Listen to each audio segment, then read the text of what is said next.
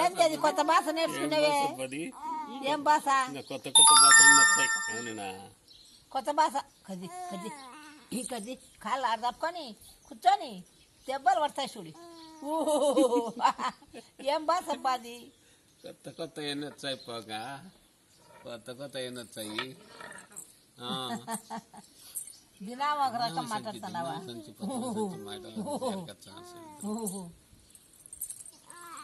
నిన్న సంచి పద్దన సంచి మాటల సంచి ఏరకచ్చానంటారు. మీరు అప్పుడే భాష వచ్చిరి. ఇద్దరు పోతారు, సంచికి ఎరుకొని వచ్చారు. మాటల సంచికి పత్తి